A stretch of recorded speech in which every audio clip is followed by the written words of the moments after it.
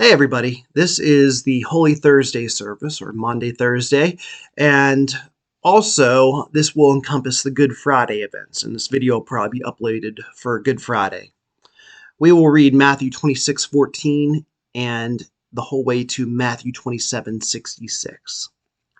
Then one of the 12, who was called Judas Iscariot, went to the chief priests and said, "What will you give me if I betray him to you?"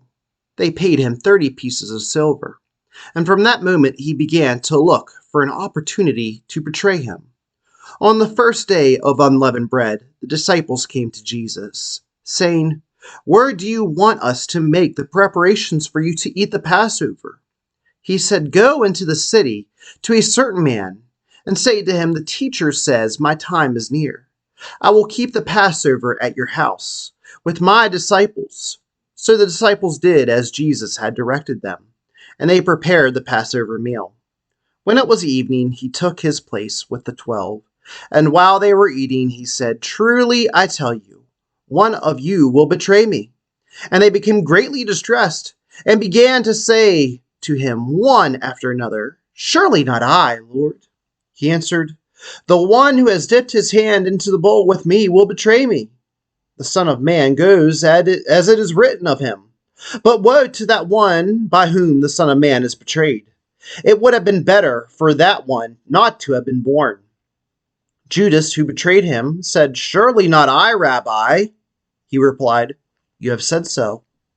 While they were eating, Jesus took a loaf of bread, and after blessing it, he broke it, gave it to his disciples, and said, "Take, eat. This is my body."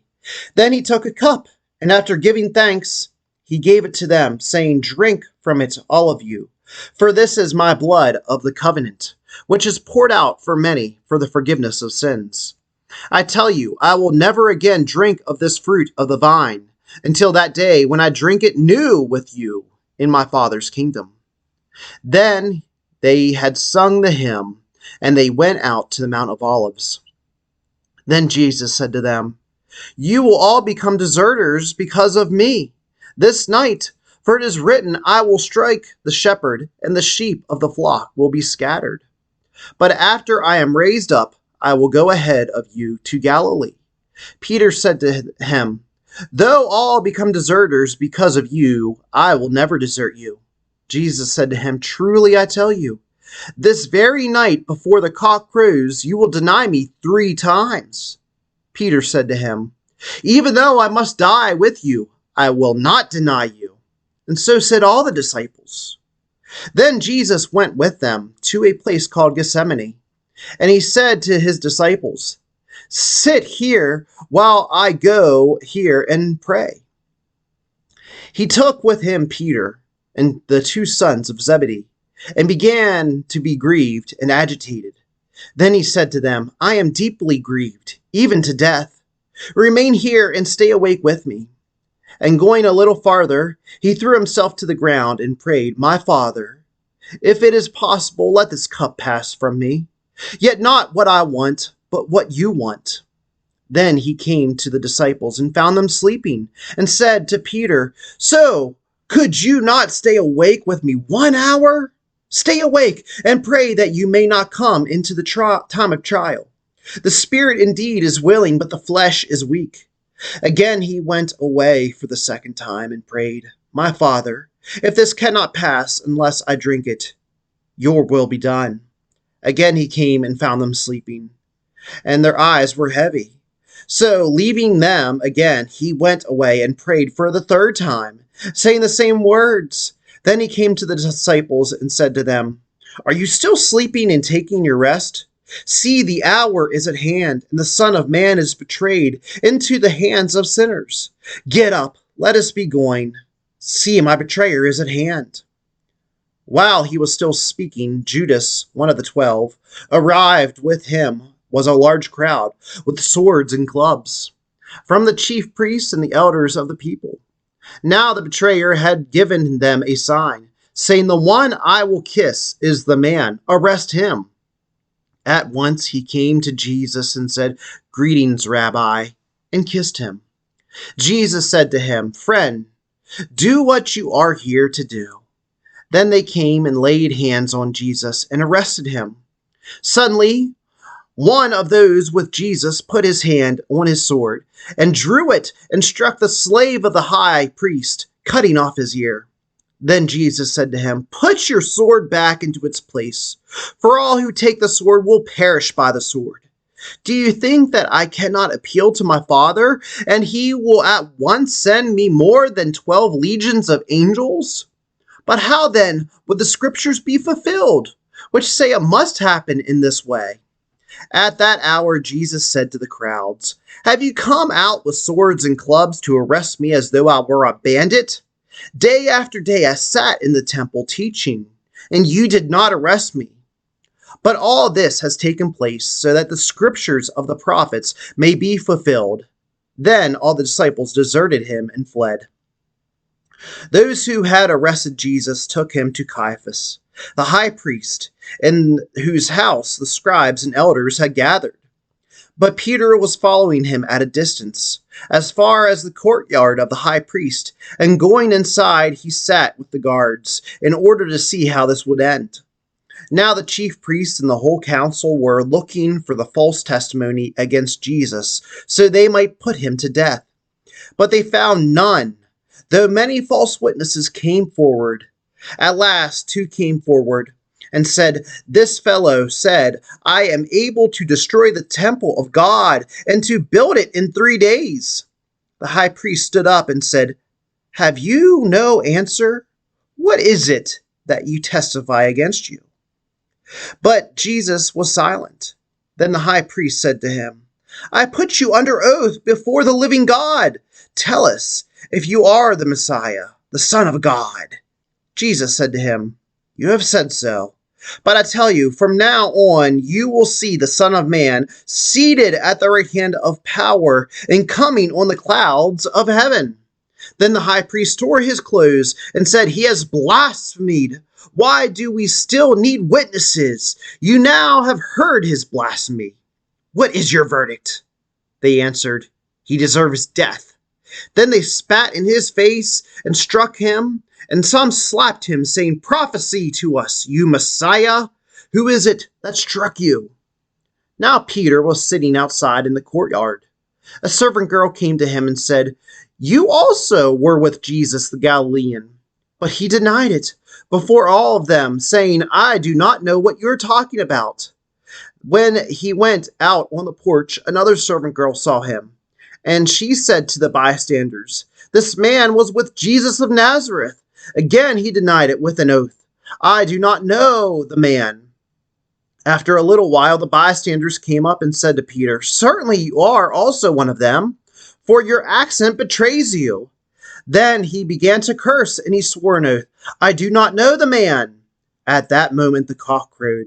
Then Peter remembered that Jesus had said, "Before the cock crows, you will deny me 3 times."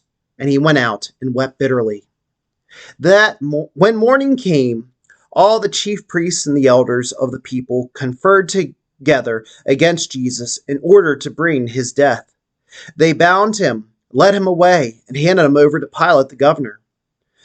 When Judas, his betrayer, saw that Jesus was condemned, he repented and brought back 30 pieces of silver to the chief priests and the elders. He said, "I have sinned by betraying innocent blood." But they said, "What is that to us? See to it yourself." Throwing down the pieces of silver in the temple, he departed, and he went and hanged himself. But the chief priests, taking the pieces of silver, said, "It is not lawful to put them into the treasury, since they are blood money." After conferring together, they used them to buy the potter's field as a place to bury foreigners. For this reason, that field has been called the field of blood to this day. Then was fulfilled what had been spoken through the prophet Jeremiah. And they took the 30 pieces of silver, the price of the one on whom a price had been set, on whom some of the people of Israel had set a price, and they gave them to the potter's field, as the Lord commanded me. Now Jesus stood before the governor, and the governor asked him, "Are you the king of the Jews?" Jesus said, "You say so." But when he was accused by the chief priests and elders, he did not answer. Then Pilate said to him, "Do you not hear how many accusations they make against you?" But he gave him no answer, not even a single charge, so the governor was greatly amazed. Now at the festival, the governor was accustomed to release a prisoner for the crowd, anyone whom they wanted. At that time, they had a notorious prisoner called Jesus Barabbas. So after they had gathered, Pilate said to them, "Whom do you want me to release for you, Jesus Barabbas, or Jesus who is called the Messiah?" For he realized that it was out of jealousy that they had handed him over. While he was sitting on the judgment seat, his wife sent word to him, "Have nothing to do with that innocent man, for today I have suffered a great deal because of a dream about him." Now the chief priests and the elders persuaded the crowds to ask for Barabbas and to have Jesus killed. The governor again said to them, "Which of the two do you want me to release for you?" And they said, "Barabbas." Pilate said to them, "Then what should I do with Jesus, who is called the Messiah?" And all of them said, "Let him be crucified." Then he asked, "Why? What evil has he done?" But they shouted all the more, "Let him be crucified."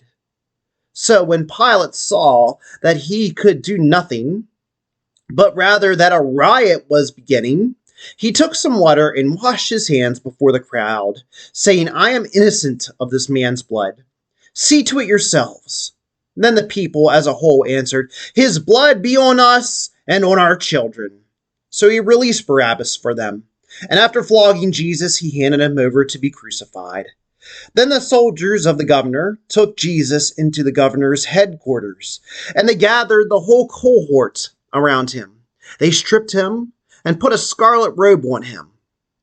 And after twisting some thorns into a crown, they put it on his head. They put a reed in his right hand and knelt before him and mocked him, saying, "Hail, King of the Jews!" They spat on him and took reeds and struck him in the head. And after mocking him, they stripped him of the robe, put his own clothes on him. Then they led him away to be crucified. And as they went out, they came upon a man from Cyrene named Simon. They compelled this man to carry his cross. And when they came to a place called Golgotha, which means place of the skull, they offered him wine to drink mixed with gall. And when he tasted, he would not drink it. And when they had crucified him, they divided his clothes among themselves by casting lots. And then they sat down there and kept watch over him.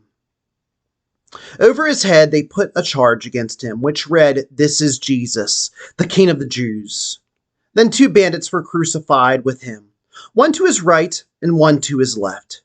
Those who passed word derided him, shaking their heads and saying, "You who would destroy the temple and build it in 3 days, save yourself! If you are the Son of God, come down from the cross."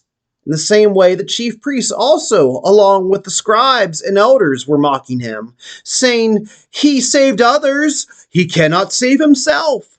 He is the King of Israel. Let him come down from the cross now, and we will believe in him. He trusts in God. Let God deliver him now, if he wants to, for he said, 'I am God's son.'"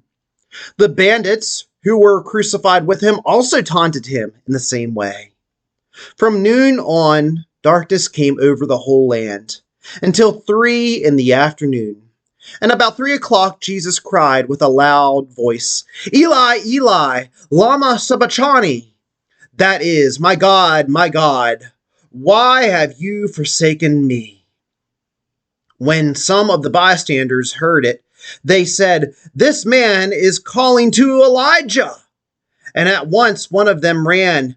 They got a sponge, filled it with sour wine, and put it on a stick and gave it to him to drink.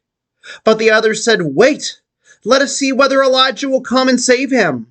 Then Jesus cried out with a loud voice and breathed his last. And at that moment the curtain of the temple was torn in two from top to bottom. The earth shook, and the rocks were split. The tombs were opened, and many bodies of the saints who had fallen asleep were raised.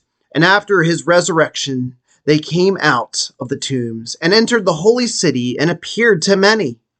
Now, when the centurion and those with him who were keeping watch over Jesus saw the earth quake and what took place, they were terrified and said, "Truly this man was God's Son."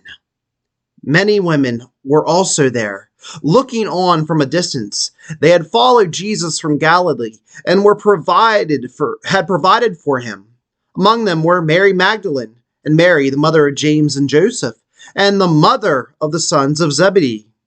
When it was evening, there came a rich man from Arimathea named Joseph, who also was a disciple of Jesus. He went to Pilate, asked for the body of Jesus, and then Pilate ordered it to be given to him. So Joseph took the body, wrapped it in a clean linen cloth, and laid it in his new tomb, which he had hewn from the rock. He then rolled a great stone to the door of the tomb and went away. Mary Magdalene and the other Mary were there, sitting opposite the tomb. The next day, that is, after the day of preparation, the chief priests and the Pharisees gathered before Pilate and said, "Sir, we remember that the impostor said while he was still alive, 'After 3 days I will rise again.' Therefore command the tomb be made secure until the third day. Otherwise his disciples may go and steal him away and tell the people that he has been raised from the dead. And the last deception would be worse than the first." Pilate said to them, "You have a guard of soldiers. Go make it as secure as you can." So they went with the guard and made the tomb secure by sealing the stone. This is the word of God for the people of God. Thanks be to God. Amen. So Judas sold out Jesus for 30 pieces of silver, yet Jesus knew it, and he washed his feet as well as shared the cup with him. That says a lot, that he knew Judas would betray him, but he still washed Judas's feet, still shared the cup. Peter, the disciple who Jesus had practiced so much patience with, would flat out deny Jesus 3 times. Yet Jesus knew it, still washed his feet, still shared the cup with them. Jesus took his inner circle, Peter, James, John, to pray with him in the Garden of Gethsemane. And he prayed so heavily, "My Father, if it is possible, let this cup pass from me. Yet not what I want, but what you want." The humanity here shows the level of sacrifice Christ gave for us. This is not an easy gift to give. Jesus truly suffered for us. He went to his beloved disciples. They are fast asleep. Once again, his beloved disciples had let them down. Stay awake and pray that you may not come into the time of trial. The spirit indeed is willing, but the flesh is weak. Again, Jesus prayed, "My Father, if this cannot pass unless I drink it, your will be done." Again, he found his beloved disciples sleeping. Imagine how Jesus felt in that moment. A moment he needed his friends' support, his closest, his inner circle friends. He needed their support, yet they could not stay awake for him.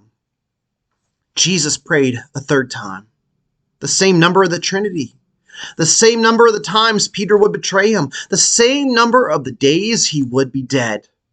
3 times Jesus prayed. And Judas appeared with his forces to arrest Jesus. Peter drew his sword. He cut the slave of the high priest. And Jesus, he chastised Peter, "Put your sword back into its place, for all who take the sword will perish by the sword. Do you think that I cannot appeal to my Father, and he will at once there will be more than 12 legions of angels? But how then would the scriptures be fulfilled, which say it must happen this way?" So the disciples fled, and Jesus went willingly. Once again, Jesus' followers had let him down. They abandoned him. So Jesus faced a public trial, and Peter indeed did deny Jesus 3 times.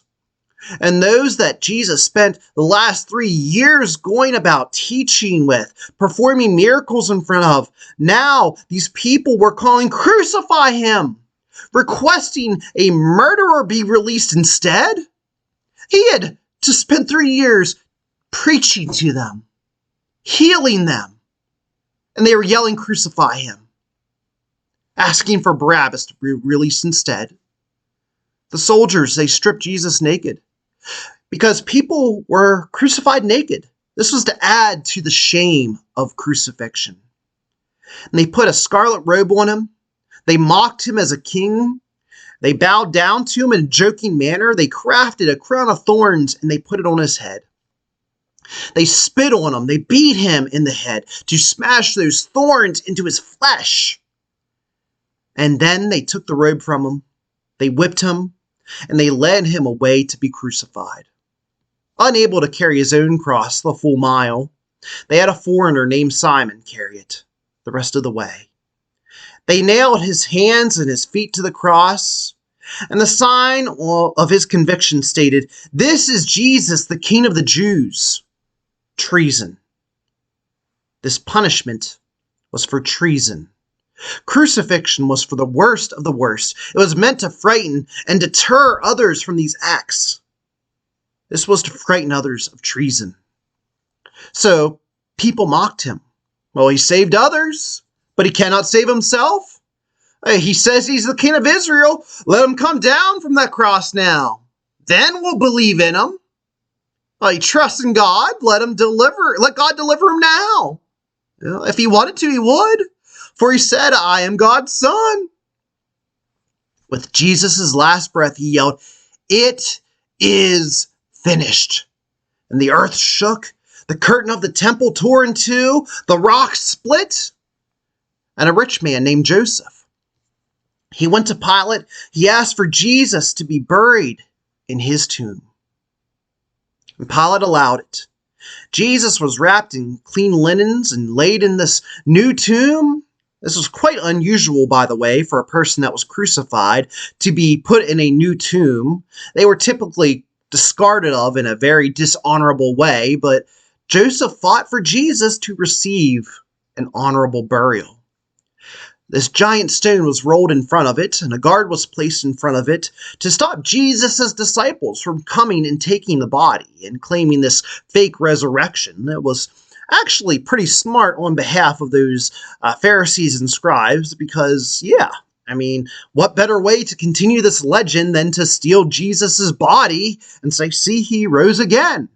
So they sealed the tomb and they put guards there, and Jesus' body was secure. Nobody could steal it then. So on Maundy, Thursday, we take communion. And any time when we take communion, not just on Maundy, Thursday, but any time we take communion, we need to remember that we are disciples who have let Jesus down. We humbly take these sacraments after betrayal, after denial, after falling asleep in the garden. How often do we do that? How often is that us? When we live for the flesh, when we cave into temptation, when we try to serve two masters, we're just like those disciples. We betray, we deny Jesus. We fall asleep in a moment when Jesus asked for our support. But here's the kicker. Jesus knew it. No differently than Jesus knew what Judas and Peter were going to do. And he still gave us his flesh and blood. Do not, I repeat, do not take the sacraments lightly when you take communion. Never take the sacraments lightly. 1 Corinthians 11, 27 and 29. Whoever therefore eats the bread or drinks the cup of the Lord in an unworthy manner will be answerable for the body and the blood of the Lord. Examine yourselves, and only then eat of the bread and drink of the cup. For all who eat and drink without discerning the body, eat and drink judgment against themselves. So when we take communion, it's our moment to judge ourselves and confess when we betrayed, when we denied, when we fell asleep on Jesus. It's our moment to be honest with ourselves and with God. and saying, God, here we are. Here's our flaws. Here is the true, transparent us. And that's when Jesus says, I know, but I did it anyways for you. Do the honorable thing, and when you take the sacraments, do it the heart of Joseph, who gave his tomb. Take the sacraments with a heart that recognizes that Jesus took your tomb because he died for us. He died on our behalf. Jesus took our tomb, and we can never thank him enough. And even though he knows that we will betray him, he knows we'll fall asleep on him, he knows that we'll have moments where we live for the flesh instead of for him, he still took our tomb.